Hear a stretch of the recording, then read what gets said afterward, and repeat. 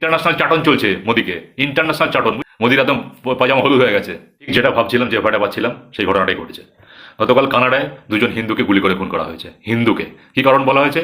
যে এখানে গত 1 সপ্তাহ 10 দিন ধরে ভারতবর্ষে খ্রিস্টানদের ওপর যেরকম অত্যাচার করা হয়েছে, তাদের চার্চে ঢুকে চার্চ ভাঙচুর করা হয়েছে, ফাদারকে মারা হয়েছে, ঠিক আছে, যেখানে ওরা সাজসজ্জা করছিল, স্যান্টা হোক বা ক্রিসমাস ট্রি হোক, সেগুলো ভেঙে তছনছ করা হয়েছে।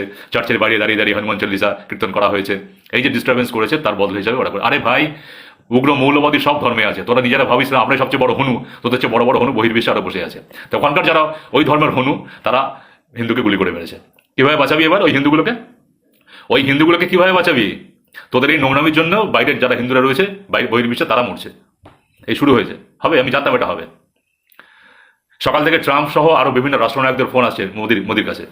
বলেছে তোর গদি মিডিয়া, তোদের এটা খাওয়া গদি মিডিয়া বলেছে? বলেনি। সকাল থেকে ইন্টারন্যাশনাল চাটন চলছে মোদিকে, ইন্টারন্যাশনাল চাটন, বুঝিস, চলছে। মোদির একদম পাজামা হলুদ হয়ে গেছে। এগুলো বন্ধ কর। গোবর খেকো, অশিক্ষিত তোরা জানি, কিন্তু বোঝ, একটু তো বুঝবি। গোবরটা কম খা, গরুর মুখ কম খা, একটু বোঝ।